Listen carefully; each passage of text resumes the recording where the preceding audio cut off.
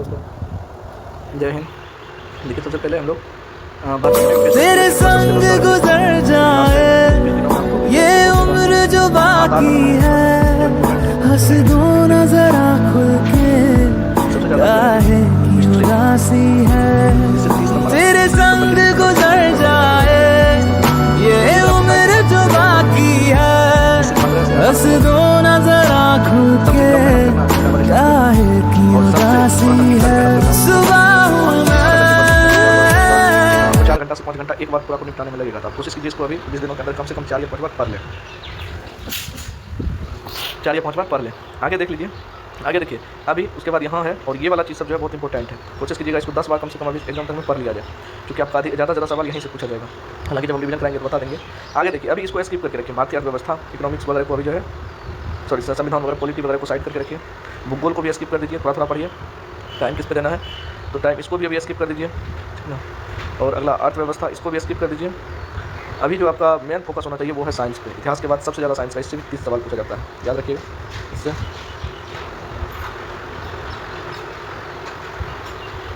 और उसके बाद इससे भी 30 सवाल, तो 30 या 90। उसके बाद जो है फिर CA, इससे 3 सवाल जो है पूछा जाता है। करंट अफेयर से 30 सवाल पूछा जाता है, 120। अगर आप कितना भी ख़राब स्टूडेंट होंगे तो मेरा मानना है कि आप 75 से 80 स्कोर कर ले जाएंगे। 75 से 80 स्कोर कर ले जाएंगे, कितना में? 120 में। और अगर आप इतना कर ले गए तो आपका पीटी कोई नहीं रोक सकता है। कितना ख़राब परफॉर्मेंस रहे, ख़राब परफॉर्मेंस रहने के बाद भी आप 40 में से कम 10 सवाल तो जरूर कर लेंगे, और काट छाँट के आपको 90 के इर्द ले आएगा। जिस कैटेगरी में आप आते हैं उसमें आपका रिजल्ट हो जाएगा। पढ़ाई का मेन सोर्स यही है। उसके बाद जो है देखिए होता क्या है कि जैसे ये है इकोनॉमिक्स, आप कितना भी पढ़ लीजिए, इससे 10 से 12 सवाल पूछता है। कितना भी आप पढ़ाकू बन जाइए, कितना भी मेहनती बन जाइए, इसमें आप 7 से 8 सवाल कर पाएंगे, ठीक ना। अच्छा टीचर फंस जाता है इस सब्जेक्ट के सवाल में। आगे देख लीजिए, जैसे भूगोल, इससे भी जो है वही 10 से 12 सवाल पूछा जाता है। आप कितना भी पढ़ लीजिए, 8 से 9 सवाल बहुत हो गया। आप 10 से 12 सवाल नहीं कर पाएंगे। तो चीज़ें क्या होती है जो हमारे हाथ में नहीं होती है, उस पर मेहनत करने से बेकार है। अभी आपको टाइम देना चाहिए हिस्ट्री पे, साइंस पे, बिहार स्पेशल पे और करंट अफेयर्स पे। अगर आप इस पर पकड़ बना लेते हैं तो पीटी कोई नहीं रोक सकता है। और अमूमन आप देख लीजिए जो भी टॉपर वगैरह है यूपीएससी का, आप देख लीजिए चाहे कोई भी हो, इस साल का टॉपर हो, पिछले साल का 69 का टॉपर हो, आप देख लीजिए वो आपको हमेशा सलाह देंगे कि 4% को आप मजबूत करके रखिए। और किसी भी एग्जाम में बैठिए, देखिए गदा उड़ जाता है। चलिए आज जो है हम लोग मॉडर्न हिस्ट्री का कोशिश करेंगे बहुत हद तक निपटाने का, क्योंकि लगभग ये थोड़ी वीडियो लंबी हो सकती है, तो टाइम आप लोगों को देना पड़ेगा, तभी जाके जो है कुछ हो सकता है। पेज नंबर 55 से 55 से स्टार्ट करते हैं। पेज नंबर 55,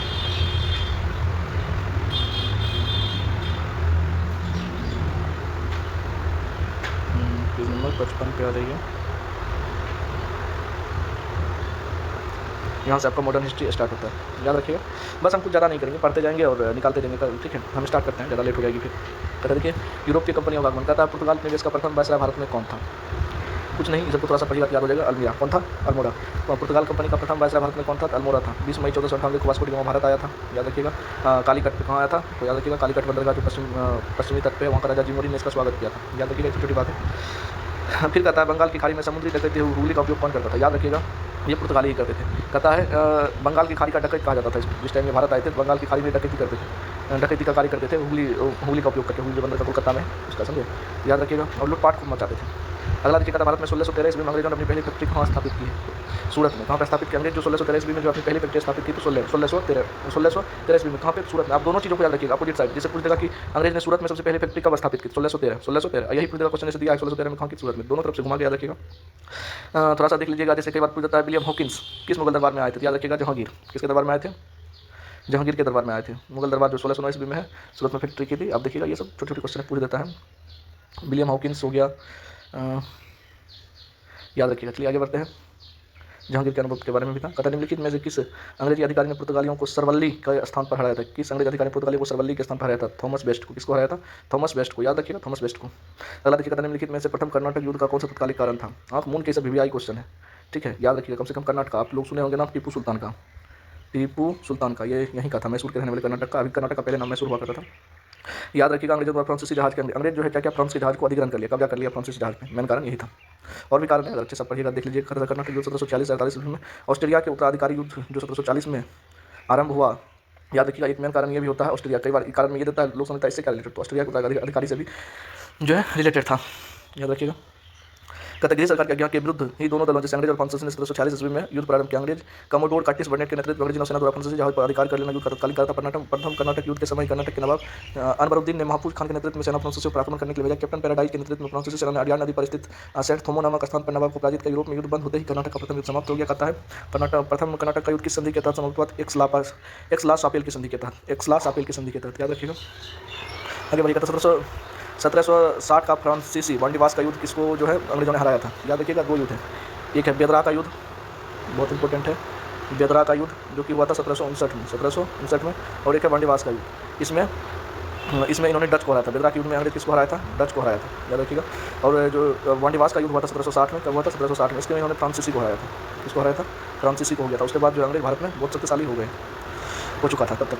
आगे बढ़ते हैं, याद रखिएगा, आंसर नहीं बताया क्या? फ्रांसीसी। क्या हो जाएगा? फ्रांसीसी। कहता है उस क्षेत्र की पहचान करें जहाँ से यूरोपवासियों ने सर्वप्रथम सोया और अफीम की प्राप्ति की थी। याद रखिएगा, बिहार। ठीक है। कहता है उस क्षेत्र में जहाँ पे जो है सर्वप्रथम अफीम प्राप्त किया यूरोपवासियों ने, तो वो क्षेत्र था बिहार। बिहार में अफीम वगैरह खेती होती थी पहले, अभी तो नहीं हो रही, अभी अफगानिस्तान में हो रही है। कहता है अंग्रेजी शासनकाल में भारत का कौन सा क्षेत्र अफीम उत्पादन में प्रसिद्ध था? क्योंकि बिहार से रिलेटेड था, याद रखिएगा, बिहार। गलत। देखिए, भारत, चीन और इंग्लैंड के बीच त्रिकोणीय व्यापार का मुख्य आर्थिक आधार क्या था? भारत, चीन और इंग्लैंड के बीच त्रिकोणीय व्यापार का मुख्य आर्थिक आधार क्या था? अफीम। ठीक ना, याद रखिए। देखिए, भारत में अफीम होता था। यहाँ पे शासन किसका था? तो इंग्लैंड का। किसका शासन था? इंग्लैंड वाला जो है चाइना को अफीम बेच के वहाँ के लोगों को नशा का आदत लगा दिया था। ठीक ना, नशा का मतलब पूरी तरह से आदत लग गया था, और चाइना पूरी तरह से गरीबी में फंस चुका था, ये अफीम के कारण। तो याद रखिएगा, तीनों के बीच अफीम का कारण था। इसके साथ चाय का भी याद रखिएगा, चाइना के साथ चाय का भी अधिकार व्यापार था। ठीक है। कहता सूची 1 और सूची 2 को जो है आप मिलान कीजिए। ठीक है, मिलान करेंगे। देखिए क्या कहा जाता है। क्रिस्टोफर कोलंबस कहाँ का था? ये इटली का रहने वाला था। क्रिस्टोफर कोलंबस कहाँ का रहने वाला था? ये इटली का रहने वाला था, याद रखिएगा। उसके बाद जो है जैक्स कार्टिनियर, इधर ऑप्शन इधर भी दिया है, क्या था? फ्रांस का था। ये जैक्स कार्टिनियर जो है फ्रांस का था। उसके बाद याद रखिए सर फ्रांसिस ड्रेक जो है ये था यूनाइटेड किंगडम का, सर फ्रांसिस ड्रेक। और एक इधर दिया है फर्डिनेंड मैगलन, याद रखिएगा, मैगलन के बारे में कि इन्होंने पूरी दुनिया का जहाज से चक्कर लगाया था, पूरी दुनिया का जहाज से चक्कर लगाया था, याद रखिएगा मैगलन के बारे में। और ये मैगलन आपका हो जाएगा पुर्तगाल का। कहाँ का था? पुर्तगाल का। यहाँ देख लेते हैं, इसका आंसर मिलान करने के लिए दिया है। Christopher Columbus Italy, Jacques Cartier France, sir Francis Drake United Kingdom और मैगलन पुर्तगाल, याद रखिएगा। ईस्ट इंडिया कंपनी और बंगाल के नाम के बारे में हम लोग पढ़े। कहता बक्सर की लड़ाई के बाद किस संधि पर हस्ताक्षर हुआ? याद रखिएगा, इलाहाबाद की संधि। इलाहाबाद की संधि। जैसे देखिएगा बक्सर का युद्ध जो हुआ था 1764 ईस्वी में, याद रखिएगा। और ठीक एक वर्ष बाद 1765 में इलाहाबाद की संधि हुई थी। बक्सर की लड़ाई किसके बीच हुआ था? याद रखिएगा, एक तरफ था अंग्रेज था वर्सेस, इधर याद रखिएगा, मोहम्मद कासिम जो कि बंगाल का पूर्व नवाब था।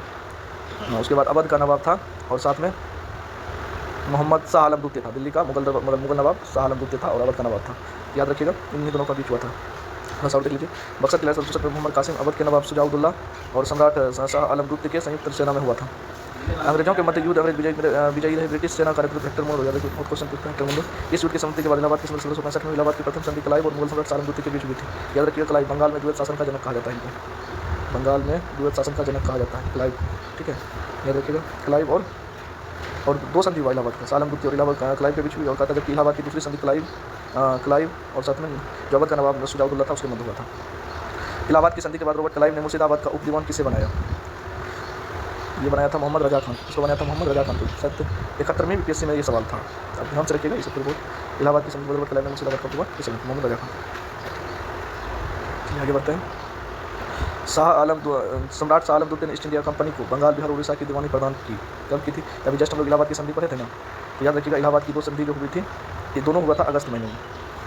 दोनों कब हुआ था? अगस्त महीने में, और 1765 को। याद रखने का बस, इसको तोड़ते जाइएगा तब को मिल जाएगा। दोनों अगस्त महीने में हुई थी और 1765 हुई। पहली संधि जो हुई थी वो हुई थी 12 अगस्त 1765 को, 12 अगस्त 1765 को। और दूसरी जो हुई थी ठीक 4 दिन बाद 16 अगस्त 1765 को, याद रखिएगा। ये संधि अभी हम जस्ट पढ़े, शाह आलम द्वितीय के साथ हुई थी और अवध के नवाब शुजाउद्दौला के साथ हुई थी। क्वेश्चन पर यहाँ पे क्या कहता है? सम्राट शाह आलम द्वितीय की चर्चा हुई थी, यहाँ पे क्या लगा देंगे? 12 अगस्त 1765। क्या हो जाएगा? 12 अगस्त 1765 आंसर हो जाएगा। अगला देखिए क्या पता है, बंगाल में द्विशासन प्रणाली किसके द्वारा लागू की गई? द्विशासन में द्वैत शासन, समझे, रॉबर्ट क्लाइव के द्वारा। अभी जस्ट बताए थे बंगाल में द्विशासन का जनक था। कहता अंग्रेज ने भारत पर लंबे समय तक राज्य कैसे किया? कहता कांग्रेस कूटरवादी नीतियों के कारण भारतीय नेताओं की गिरफ्तारी के कारण दोनों में से कौन होगा? बांटो और राज करो। इसके तहत तो बांटो और राज करो, तो नंबर सी हो जाएगा आंसर। आगे देखिए मैसूर के बारे में। मैसूर और पंजाब एक के साथ मिलाकर क्वेश्चन करता है टीपू सुल्तान ने अपनी राजधानी बनाई थी। याद रखिएगा श्रीरंगपट्टनम। टीपू सुल्तान ने राजधानी कौन थी? श्रीरंगपट्टनम। कहता वर्ष डेस्टस में टीपू सुल्तान और वेस्ट इंडिया कंपनी के बीच मंगलुरु की संधि हुई थी। ये हुआ था 1784 में। कब हुआ था? 1784 में। टीपू सुल्तान और ईस्ट इंडिया कंपनी के बीच जो है 1784 में संधि हुई थी।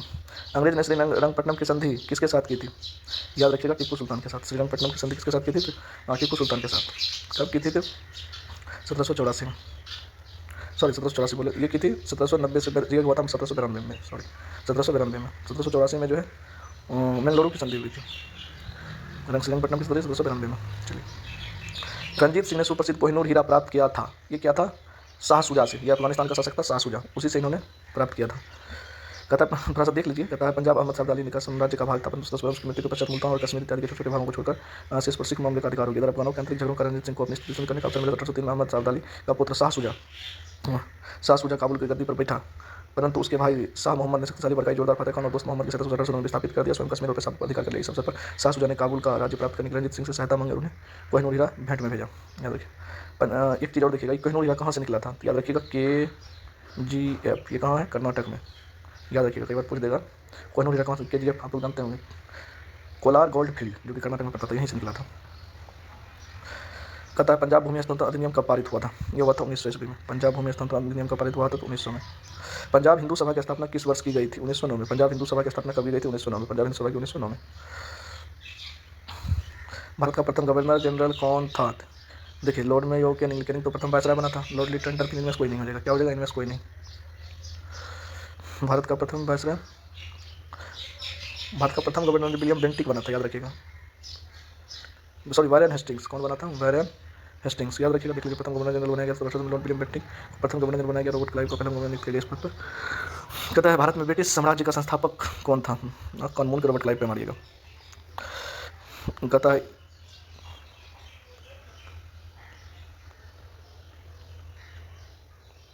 इनमें से किसे भारत में ब्रिटिश साम्राज्य का संस्थापक माना जाता है? लॉर्ड क्लाइव को। द्वैत शासन का जनक लॉर्ड क्लाइव।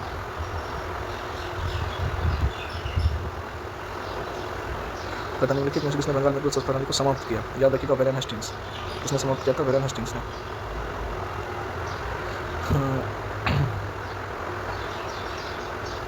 इस 1771 में कोर्ट ऑफ डायरेक्शन ने दोहरी शासन प्रणाली को समाप्त करने का निर्णय लिया। इसलिए 1972 में लॉर्ड हेस्टिंग्स ने क्या कोलकाता परिषद उसके प्रधान आज्ञा दी गई कि विश्व दीवान बने बंगाल बिहार उड़ीसा के प्रबंध अपने हाथ में ले। वारेन हेस्टिंग्स ने दोनों दीवानों मोहम्मद राजा खान और राजा सितावड़ा के प्रछूत कर दिया। द्वैत शासन की शुरुआत 1765 में मानी गई। इसके अंतर्गत कंपनी दीवान का अधिकार अपने पास व्यक्तित्व और निजामत के कार्य में निष्पादन नवाब के माध्यम से करती थी, लेकिन वास्तविक शक्ति कंपनी के पास ही थी। क्लाइव समझता था कि समस्त शक्ति कंपनी के पास है और नवाब के पास सत्ता की केवल छाया है। उसने प्रबल समिति को लिखा कि यह नवम का छाया आवश्यक है तथा हम इसको स्वीकार करना चाहिए।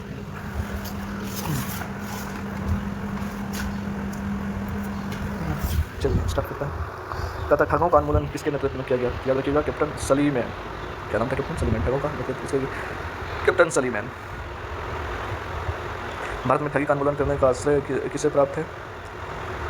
सलीमैन। WS सलीमैन। याद रखिएगा, WS सलीमैन। भारत में प्रथम रेलवे लाइन किस ब्रिटिश गवर्नर के समय बिछाई गई?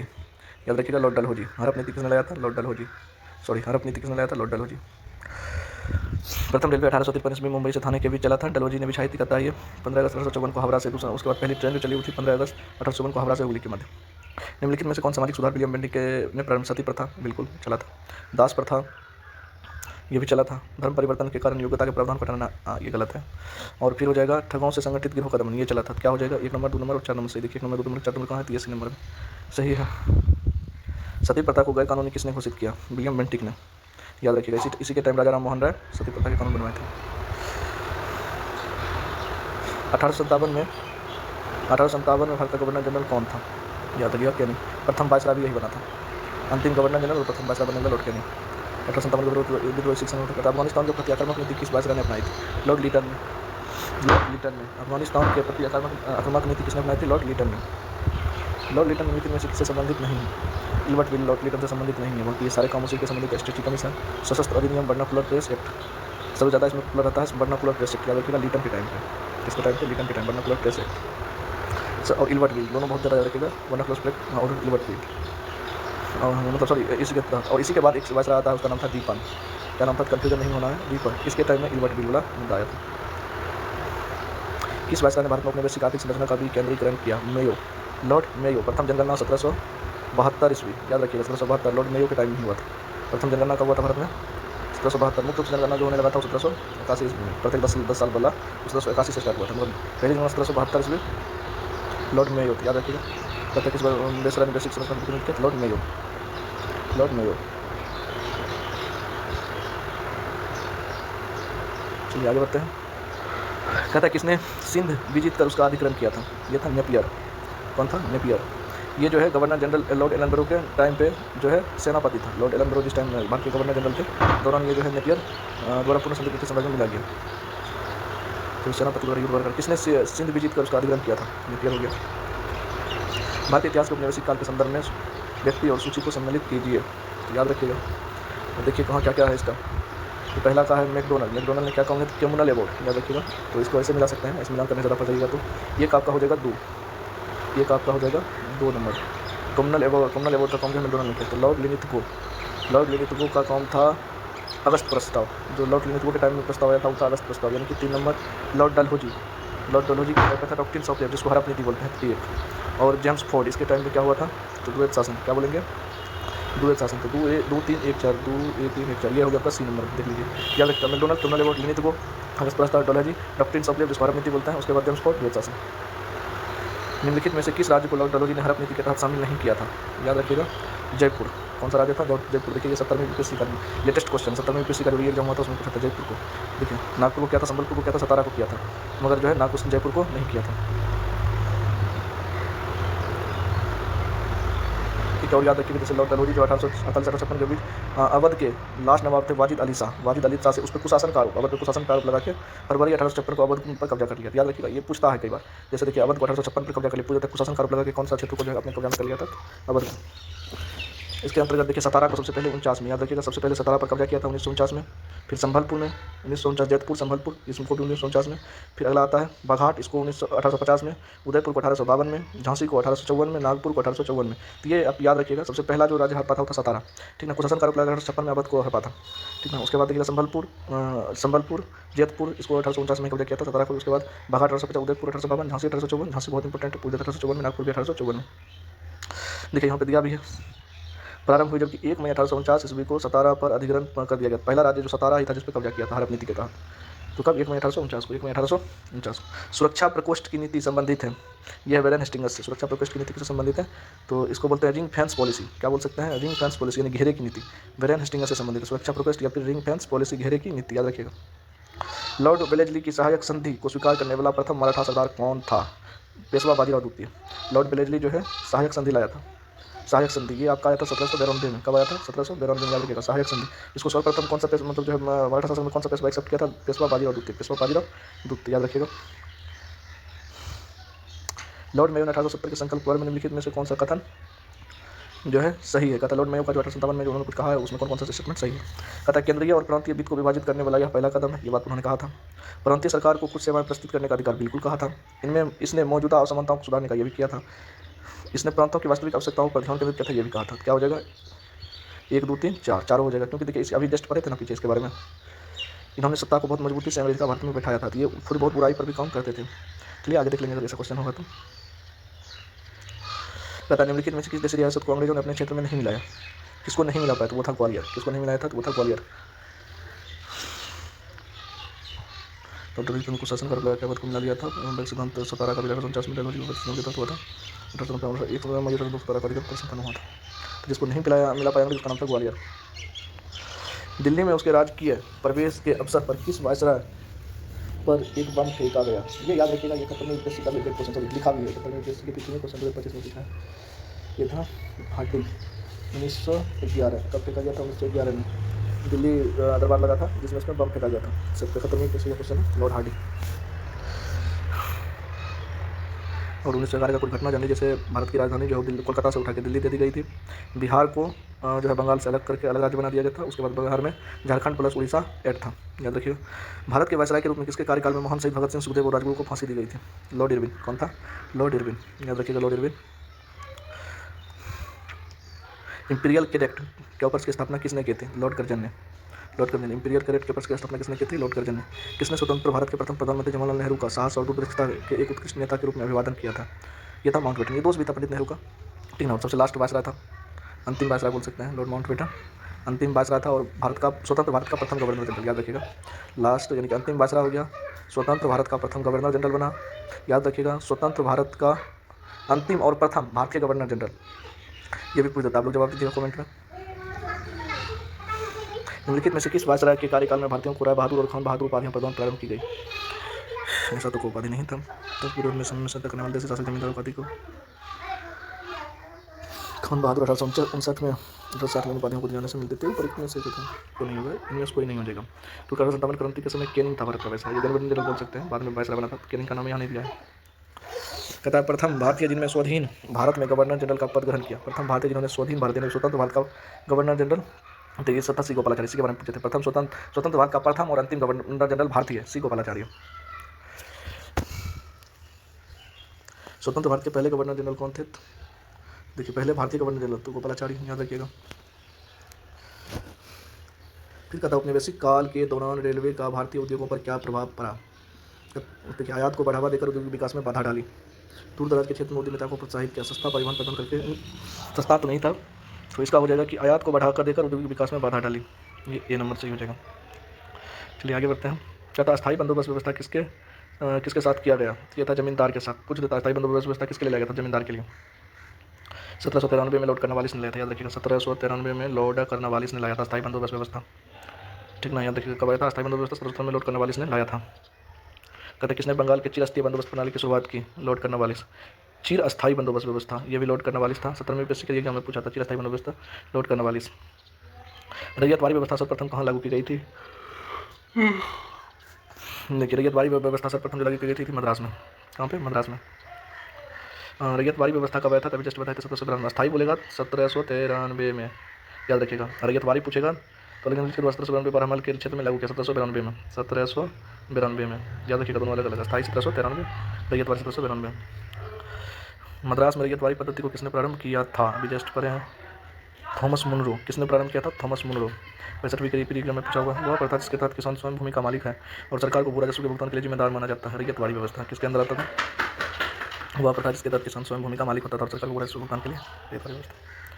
किसने बंगाल में महलवाड़ी बंदोबस्त व्यवस्था की शुरुआत की? ये था मैकेंजी, हॉल्ट मैकेंजी 1822 में, सॉरी 1822 में। कब किया था हॉल्ट मैकेंजी ने महलवाड़ी व्यवस्था की शुरुआत की थी? हालांकि ये जो बना था ये 1820 में बना था, 2 साल बाद लागू हुआ था। इनके उत्तर पश्चिम क्षेत्र में जो अभी उत्तर प्रदेश है वहाँ व्यवस्था ने महलवाड़ी व्यवस्था शुरुआत की थी। याद रखिएगा महलवाड़ी व्यवस्था 1820। अस्थायी बंदोबस्त व्यवस्था 1793। कहता है जमींदार द्वारा कृषक से मांगे गए बेकार और अवैध उपकर को किस नाम से जाना जाता है? व्यर्थी। किस नाम से जाना जाता है? व्यर्थी।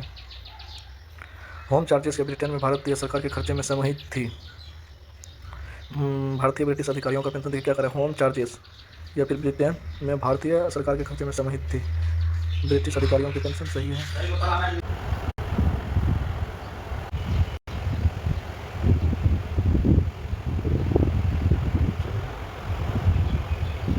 1857 में प्रथम स्वतंत्रता सेवा ब्रिटिश सरकार से स्वतंत्रता प्राप्त करने में सफल रहा। बहादुर शाह के नेतृत्व में जलसेवी महिला और अधिकांश भारत में जैसे शासक उनका साथ देने में कतरा गया। दोनों बात सही है, ये भी सही है, आर भी सही है और आर सही का स्पष्टीकरण भी ये तक कर रहा है। आगे आ रही है। कहते महारानी विक्टोरिया ने भारत शासन को ब्रिटिश ताज के नियंत्रण देने की घोषणा कब की थी? 1 नवंबर 1858 की घोषणा की। इसी के बाद जो है गवर्नर को वायसराय कर दिया गया। निम्नलिखित में से किस तिथि को रानी विक्टोरिया की घोषणा जारी हुई थी? 1 नवंबर 1858। 1857 के विद्रोह के बाद ब्रिटिश सरकार ने सिपाहियों के प्रवर्तन में चयन किया। तो गोरखा, सिख, पंजाबी तत्व, इसमें परिवर्तन क्या? अधिक से अधिक जो सेना रहेगा गोरखा से रहेगा, सिख से रहेगा, पंजाबी से रहेगा।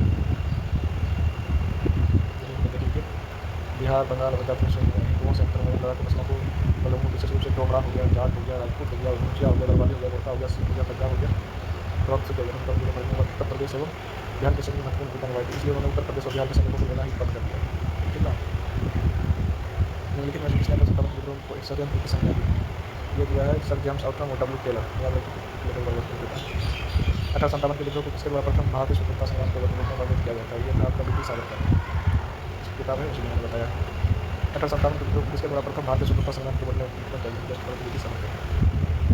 1857 के विद्रोह किसके द्वारा प्रथम भारतीय स्वतंत्रता संग्राम के वर्णन में वर्णित किया गया? ब्रिटिश सावरकर। निम्नलिखित में से कौन सा आयोग 1857 के विरोध के दमन कर भारतीय फौज के नव संगठन से संबंधित थे? पील आयोग। याद रखिएगा 1857 क्रांति जब खत्म हुई उसके बाद सरकार ने पील आयोग की गठन की जांच ताकि कर दिया बदलने के लिए। इसने कहा था कि 1857 घटना का प्रारंभ धर्म के संघर्ष में हुआ था और उस घटना का अंत स्वतंत्रता संग्राम के रूप में हुआ। Doctor S.N. सेन। देखिए मिलान करने वाला इसके पास ये का हो जाएगा 3। अगला हजरत महल आपका हो जाएगा बरेली से बहादुर।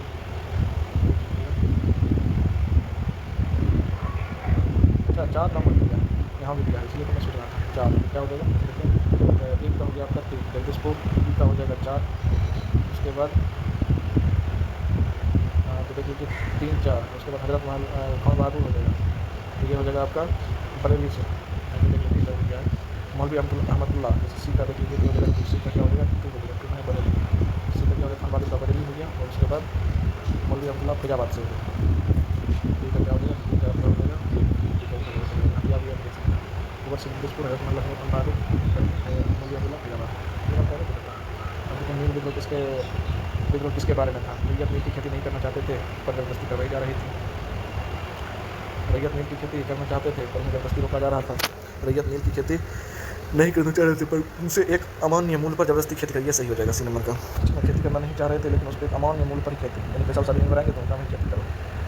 याद रखिएगा नील विद्रोह किस वक्त बंगाल के नदिया जिले के गोविंद गाँव से हुई थी। नील उत्पादक के लोगों में दिगंबर विश्वास और विष्णु विश्वास। याद रखिएगा कि नेतृत्व में किसान एकजुट होकर नील की खेती पर बंद किया। नील आंदोलन अपने लोगों के लिए आंदोलन सवाल पर जारी था। बंगाल के नील शोषण के विरुद्ध किसानों ने सिद्ध की बंगाल सरकार ने चावल खेती करते थे लेकिन यूरोपियन नील बगल मालिक नील खेती के लिए मजबूर करते थे। नील खेती सरकार करने किसानों से नील बगल मालिक दामन चक्र का सामना करते निर्माण के टाटा नील की 5 1837 में बंगाल फैला नील की खेती स्वीकार कर दिया। इसे विरोध मिला रहते हैं बंगाल मालिकों को लंघन चुकाने से इनकार कर दिया। 2007 ईस्वी में दोनों नदियाँ पालना गुरुग्राम ढाका मालदा बीजापुर आदि क्षेत्रों में पहले किसान युद्ध करने वाला 2007 तक लगभग बंद हो जाता। 2007 में निम्नलिखित में से कौन विद्रोह के नेता थे। दिगंबर विश्वास और विष्णु विश्वास। दिगंबर विश्वास और विष्णु विश्वास। प्रसिद्ध नाटक नील दर्पण इसमें इंडिगो की खेती करने वाले किसानों के दमन की रचना किसने की थी। नील कृषक की दुर्दशा पर लिखी गई पुस्तक नील दर्पण किसने लिखा है। दिगंबरु नेत्री ने। 6 क्लास में बंगाल और बिहार की नील कृषक की दशा का वर्णन करते हुए नील दर्पण नामक नाटक किसने लिखा है। दिगंबरु नेत्री ने। सवाल 1 जवाब किए।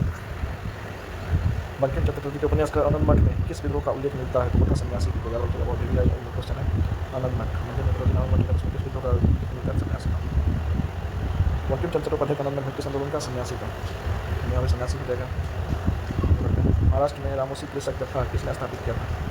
वासुदेव बलवंत फड़के। क्या नाम था महाराष्ट्र में रामोसी कृषक ये भी आंदोलन था, इसको किसने लीड किया था। उसका नाम था वासुदेव बलवंत फड़के। ये कब हुआ था 1845 से लेकर 1983 तक चला था। समझ सकते हैं। रामोसी विद्रोह के सही क्रम में किस भौगोलिक इलाके में हुआ था। किस भौगोलिक इलाका में हुआ था। पश्चिमी महाराष्ट्र का पश्चिमी कश्मीर पश्चिमी घाट पश्चिमी। बघेरा विद्रोह कहाँ हुआ था। बघेरा विद्रोह कहाँ हुआ था। बड़ौदा। बघेरा विद्रोह कहाँ हुआ था। बड़ौदा गुजरात में कहाँ हुआ था। गुजरात का 1818। याद रखिएगा। पागलपंथ विद्रोह की स्थापना किसने की थी। ये भी तरह का विद्रोह था करमसन। पागलपंथ विद्रोह की स्थापना एक धार्मिक विद्रोह था, समझे। पागलपंथ विद्रोह थोड़ा सा इसके बारे में जान लीजिए, ज़्यादा बढ़िया हो जाएगा। जिसकी शुरुआत करमसाद द्वारा की गई थी। वस्तुतः गारो जनजातियों से संबंधित पागलपंथी विद्रोह में शेरपुर और मलयान सिंह के क्षेत्र में बांग्लादेश में कदम शुरू थे। शाह के पुत्र उत्तराधिकारी टीटू जिसको हम लोग टीपू भी बोलते हैं धार्मिक और राजनीतिक उद्देश्य के जमींदारों के द्वारा मुजराओं पर किए गए अत्याचार विरुद्ध आंदोलन के 1825 ईस्वी में टीटू पर शेरपुर का अधिकार कर लिया और राजा बन गया। एक बार इतना शक्तिशाली स्वतंत्रता का प्रयोग करने पर कहता है प्रशासन के चलाने के लिए उसने कन्या की सड़क में स्टे किया था। क्या रखिएगा पागलपंथ का करमसन। मानव बलि प्रथा का निषेध करने का अंग्रेजों विद्रोह करने वाली जनजाति कौन थी। उसका नाम था कौन। याद रखिएगा कौन जनजाति यानी मानव बलि प्रथा जो है मानव बलि प्रथा का विरोध में कौन जाति खड़ा हो गया। 19वीं सदी के अंत में वर्तमान में मेघालय के गारो हिल्स के क्षेत्र में ब्रिटिश अधिकारियों के खिलाफ आदिवासी विद्रोह का कौन सा आदिवासी नेता शामिल था। तो रहता है 19वीं सदी में तो टोपन संगमा या पोकन संगमा में। तो इसमें एक भी नहीं होगा, इनमें से कोई नहीं। किसने कर की नई व्यवस्था के विरुद्ध शोषणकारी विरोध किया था। किसने कर की तो ये हो जाएगा 1855 में संथालियों ने। कहता है किसने कर की नई व्यवस्था के विरुद्ध शोषण कर सकते हैं 1855 में संथाली विद्रोह का 1855 में। याद रखिएगा संथाली विद्रोह हो गया। उसके बाद आगे 1837 में बुद्धो भगत के नेतृत्व में कोल विद्रोह किस क्षेत्र में हुआ था। तो याद रखिएगा ये हुआ था सिंहभूमि में। कहाँ हुआ था। सिंहभूमि में। सिंहभूमि में कहाँ हुआ था। सिंहभूमि में 1831 में। कई बार मिलान करने देता है आंदोलन की तस्वीर 1831 बुद्धो भगत सिंहभूमि क्षेत्र सिंहभूमि। आगे देखिए क्या कहता है। हौज विद्रोह कब हुआ था। 1920 से 21 के दौरान। हौज विद्रोह कब हुआ था 1920 से 21 के दौरान। तना भगत आंदोलन संबंधित है आदिवासी आंदोलन से। दलित आंदोलन के साथ आदिवासी आंदोलन तना भगत आंदोलन। तना भगत आंदोलन का जो है छोटा नागपुर क्षेत्र में हुआ था। वर्तमान झारखंड में प्रथम से 14 जतारा भगत और तुतिया भगत ने किया था। जतारा भगत और तुतिया भगत ने किया था। तना भगत में ब्रिटिश के खिलाफ एक हिंसक आंदोलन फिर भारतीय राज्य में आदिवासी समुदाय के बीच हुआ था। तो क्या बोलेंगे? झारखंड। आगे चलते कहते हैं कौन सी घटना सबसे पहले हुई? संथाल विद्रोह, बिरसा मुंडा का विद्रोह, ताना भगत आंदोलन, संथाल विद्रोह 1855 से 56 में, बिरसा मुंडा का विद्रोह 1900 ईस्वी, ताना भगत विद्रोह हुआ था। ताना भगत का विद्रोह दिया 1899 1900 और ताना भगत 1914 से कुछ कह रहा है कि कौन सी घटना सबसे पहले ये हो जाएगा? संथाल विद्रोह। क्या हो जाएगा? संथाल विद्रोह। संथाल विद्रोह की घटना 1914 तथा कुका आंदोलन को किसने संगठन किया था? गुरु राम सिंह। बहावी आंदोलन मिलता जुलता है। पंजाब में कुका आंदोलन का प्रारंभ किस उद्देश्य से किया गया था? सिख को धार्मिक प्रतिष्ठा करना, सिख धर्म को प्रतिष्ठित करना। 1921 में मोपला आंदोलन जो शाखा है, किसका शाखा था? खिलाफत आंदोलन। किसकी शाखा थी? खिलाफत आंदोलन की शाखा थी। पूछ लेता है कई बार क्वेश्चन। 1921 में मोपला आंदोलन किसकी शाखा थी? खिलाफत आंदोलन। मोपला आंदोलन कहाँ हुआ था? केरल में। 1921 मोपला आंदोलन कहाँ हुआ था? कहाँ हुआ था? केरल में। ये भगा आंदोलन 1946 में बंगाल में आरंभ हुआ था। ये भगा आंदोलन तो मतलब मुस्लिम लीग के नेतृत्व में किसान सभा के नेतृत्व। भगा आंदोलन किसके नेतृत्व 1946 में हुआ था? किसान के नेतृत्व। 1940 के दशक के दौरान बंगाल में भगा आंदोलन की मांग की। फसल का एक हिस्सा बटाई में दिया जाएगा। फसल का एक हिस्सा बटाई में दिया जाएगा। आगे बढ़ते हैं। देखिए अब आदमी भारत में शिक्षा का विकास कैसे करता है? बुद्ध ने 1854 को किसने उच्च अध्ययन के लिए शिक्षा के माध्यम के रूप में अंग्रेजी की सिफारिश की? ये बात सही है। किसने महिला और व्यवसायिक प्रशिक्षण पर जोर दिया? ये बात सही है। ये तो दोनों बात सही है। बुद्ध इस पर मेघालय ने भारतीय शिक्षा पर अपना प्रसिद्ध नीटस कब जारी किया था? 2 फरवरी 1935 को। कहता है एक अच्छे यूरोपीय पुस्तकालय की एक अलमारी भारत तथा अरब के पूर्व से संपूर्ण साहित्य से अधिक मूल्यवान है। यह किसने कहा था? कहता है अच्छे यूरोपीय पुस्तकालय की एक अलमारी भारत और अरब के संपूर्ण साहित्य से अधिक मूल्यवान है। किसने कहा था? टीवी निकाले। भारत में आधुनिक शिक्षा प्रणाली की नींव रखी गई थी। ये रखा गया था 1835 ईस्वी में मैकाले के द्वारा। 1854 का बुद्ध स्फूर्ति से संबंधित है। तो ये संबंधित है आधुनिक शिक्षा से भारतीय विश्वविद्यालय की स्थापना। कहता बनारस हिंदू विश्वविद्यालय की स्थापना कब की गई? 1916 याद रखिएगा। पटना विश्वविद्यालय की स्थापना 1916 याद रखिएगा। बनारस विश्वविद्यालय की स्थापना 1916। कहता 1902 में लॉर्ड कर्जन ने दो भारतीय सदस्यों को सम्मिलित करके विश्वविद्यालय आयोजित करके किया। कौन थे? ये तो सैयद हुसैन दिलग्राम और न्यायमूर्ति गुरु रामदास। सैयद हुसैन दिलग्राम और न्यायमूर्ति गुरु रामदास। कहता जयदेव ने सन 1904 में भारतीय विश्वविद्यालय पर कड़े नियंत्रण लागू किया और भारतीय विश्वविद्यालय का नियम पारित करवाया था। लॉर्ड कर्जन विश्वविद्यालय नियम किसके टाइम में लागू हुआ था? लॉर्ड कर्जन के टाइम। लॉर्ड कर्जन द्वारा किस वर्ष इंडियन यूनिवर्सिटी एक्ट पारित किया गया? 1904 में। कर्जन द्वारा 1904 में। आगे देखिए 1857 में कोलकाता में हिंदू कॉलेज की स्थापना किसने की थी? ये था डेविड हेयर। किसने की थी? David Hare. कोलकाता में फुल बीएम कॉलेज की स्थापना 1802 में भारतीय भाषाओं के ऐतिहासिक नया भारतीय संस्कृति पर दिए गए 1897 में भारतीय भाषा नेशनल काउंसिल ऑफ एजुकेशन की स्थापना कब हुई थी? 15 अगस्त 1906 को। 15 अगस्त 1906 को। 15 अगस्त 1906 नेशनल काउंसिल ऑफ एजुकेशन की स्थापना किसने की थी? 15 अगस्त 1906 को। 1885 में डब्ल्यू सी नदीन द्वारा इंगित भारतीय राष्ट्रीय कांग्रेस के निम्न उद्देश्यों में से कौन सा नहीं था? देखिए कहता है देश के हितों की रक्षा करने वाले भारतीयों के बीच संपर्क और मित्रता बढ़ाना। कांग्रेस की इच्छा थी देशवासियों के बीच जाति संप्रदाय और पक्षपातों की भावना को राष्ट्रीयता होना। यह भी सही थी। कहता है शिक्षित वर्ग को पूर्ण समझ से महत्वपूर्ण और आवश्यक सामाजिक विषयों पर विचार प्रकट करना। यह भी सही था।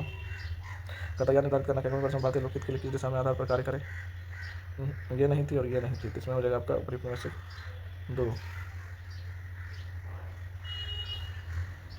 सब था। तो कोई नहीं। कहता शिक्षा में सुधार ब्रिटिश सरकार ने सेडलर विश्वविद्यालय कब स्थापित किया? 1917 में। याद रखिएगा सेडलर विश्वविद्यालय 1917 में स्थापित की गई।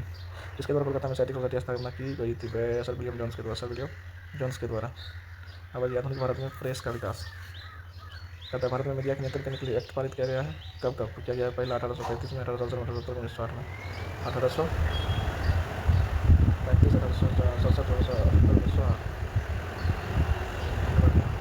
1878 का वर्नाकुलर एक्ट किसने रद्द किया था? रिटर्न लाया था। रिटर्न हटा दिया था।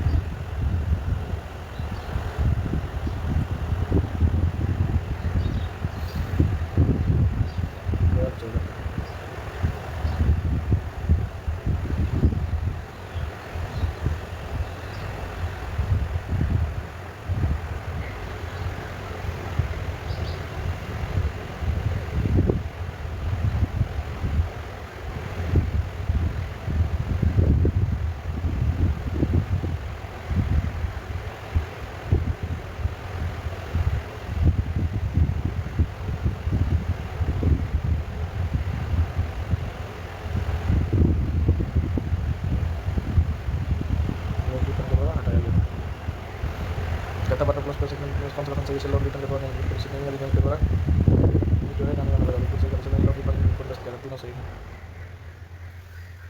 कहता बटन कुल सेक्ट ने भारतीय भाषा संघ पत्र स्वतंत्रता परिक्रमित करने लगेगा किस वर्ष पारित किया गया था? ये 1878 ईस्वी में। निम्नलिखित अखबारों में से कौन सा मुख्यतः उदारवादियों की नीतियों का प्रचारक था? लीडर। निम्नलिखित में कौन सा राष्ट्रवादी समाचार पत्र नहीं था? The Times of India. राष्ट्रवादी समाचार पत्र the Times of India British सरकार का ही समर्थक था। एशियाटिक सोसाइटी ऑफ बंगाल की स्थापना किसके द्वारा की गई थी? सर विलियम जोन्स के द्वारा। याद रखिएगा। कहता है 1884 में एशियाटिक सोसाइटी ऑफ बंगाल का आरंभ किसने किया था? William Jones. मुद्रण यंत्र को भारत में 16वीं सदी के मध्य पहली बार लगाए गए पुर्तगाली मशीनरी थी। क्या था? पुर्तगाली मशीन का नाम है मुद्रण जॉन। राष्ट्रवादियों के दैनिक समाचार पत्र द इंडियन नेशन का प्रकाशन कब हुआ? 1931 में। द इंडियन नेशन का प्रकाशन 1931 में।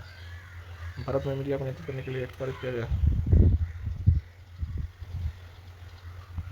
1835-1908। अमेरिका में फ्री हिंदुस्तान अखबार किसने शुरू की थी? तारकनाथ दास। किस अखबार ने भारतीय राष्ट्रीय कांग्रेस को संभावित भविष्य की भूमिका को निम्नलिखित लिखा? हमारे देश में विभावी संसद का केंद्र हमारे देश के देशवासियों के लिए अल्प में परिणाम में भलाई और ले जाएगा। The Indian mirror. निम्नलिखित इंफॉर्मेशन वाली संस्कृत बताइए कि पश्चिम बंगाल तक लड़ाई संभावना में शुरू की थी।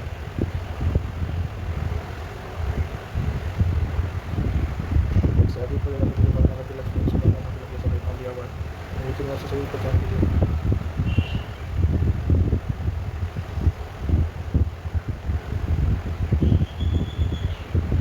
हिंदुस्तान तारकनाथ दास हो जाएगा। Indian opinion Mahatma Gandhi voice of India दादा भाई नेहरू जी का बंगाल में मत बना दी। तो सामाजिक और धार्मिक आंदोलन हम लोग पढ़ते हैं।